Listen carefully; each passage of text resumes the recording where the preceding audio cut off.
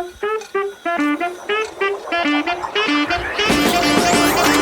nag-aalap ng tornilyo sa gabi.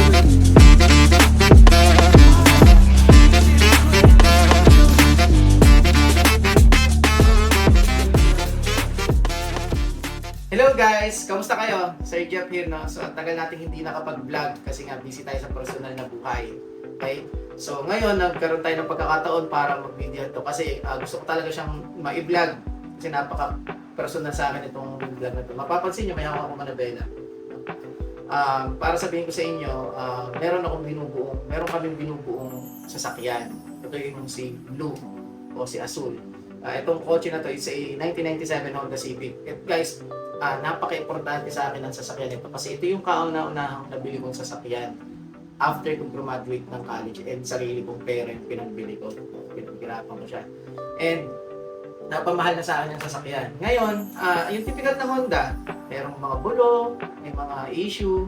So sabi ko, bakit hindi natin i-restore yung sasakyan? So, ang katandem ko dito is yung tito ko, yung mga pinsang ko. Sabi ko, bakit hindi natin i-restore? Bili tayo ng gamit. Kasi nang unang talagang plan niyan is dadaling ko dapat sa mga restoration shop dito sa Bulacan. Kaso, malayo rin dito sa place namin.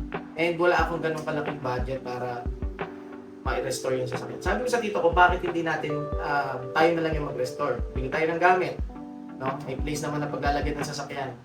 So ayun, bili kami ng compressor, bili kami ng tools, ng welding machine. Una namin ginawa, in-strip namin yung buong chassis, tinanggal mo na lahat, tinanggal mo na yung mga piyesa sa loob, hanggang sa labas, binaba yung makina, hanggang sa chassis na lang yung matira, then in-strip na namin. So ayun na nga, hanggang sa natapos, ilagay din yung, then may mga gusto akong, nag-ship ako ng part sa US, dito, pinadala ko dito sa Pilipinas. Kasi nga may mga gusto akong i-customize dito sa sasakyan katulad ng brake system. Gusto ko nakatak siya, tapos pang racing yung preno niya. So ayun. And then kaso natigil siya kasi yung tito ko nag-schooling. Hindi na naasikaso, natenga yung sasakyan ng 2 taon. So ayun. So ngayon ako, naghahanap ako ng shop na saan ko pwedeng dalhin para maituloy itong sasakyan na to. Hindi ko na rin siya kasi naaasikaso. Then one time, napanood ako nagpa-vlog, sikat na vlogger ng mga sasakyan. Nag-vlog siya dito malapit sa subdivision namin, may shop. So doon ko nakita na meron pala dito, kapitbahay lang namin, merong garage. And ang expertise niya is sa Honda talaga. And nagre-restore sila ng Honda. So ayun, nung nakilala ko to, nabuhayan ako ng pag-asa. Kasi feeling ko, mare-restore ko na yung si Azul, o si Blue, no? Kaya nabuhayan ako. Then pinuntahan ko kagad si Sir Gab, nag-inquire ako sa kanya kung kaya bang i-build tong sasakyan na to sa gusto ko. So ayun, hanggang sa natapos yung usapan namin, kaya daw. So nadala ko na yung ibang parts ng engine doon. Mamaya dadaling ko yung ibang parts ng engine kasi ang goal ni Sir Gab, si Sir Gab, yung may-ari ng Dex Garage, is i-build muna namin yung engine. So i-rebuild yung buong engine. Ngayon, may kailangan palitan sa block. Tawag ata doon yung liner, no? Liner, then yung mga flywheel, i-upgrade na namin, transmission, para medyo maganda na yung takbo niya, nilagay sa pag maandar na.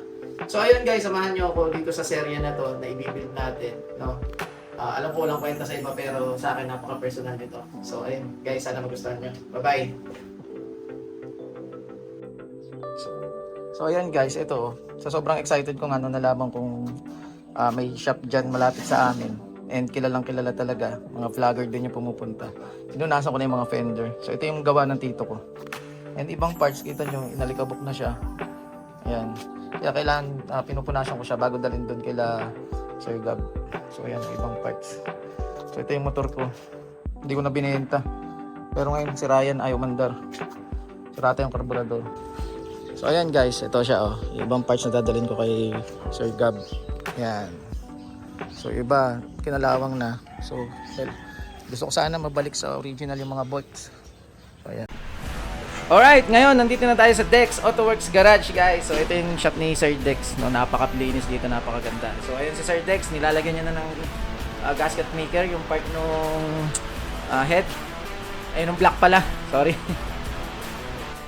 So ayun, sabi ni Sir Gab, mas maganda kung bibili na lang ng isang set kaysa bibili ka ng pa isa-isa, mas mapapamahal pa. And ayan, nakita nyo, mas magaganda yung nabili niyang part na yan. Hinayaan ko na siya yung mag-decide para kung ano yung magandang ilagay dyan sa block na yan. Kasi halos lahat palitin dahil matagal na natambak. Kanina kumain ka lang Parang nagbuo na. Oo. Ayos Ayan na siya. Lagay na yung piston. Bilis gumawa ni Sir Gab Tayo naglalaro.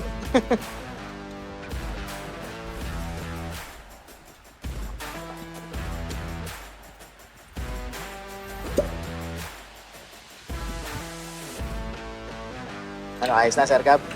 Sobra pa sa ayos to. Sobra pa sa ayos?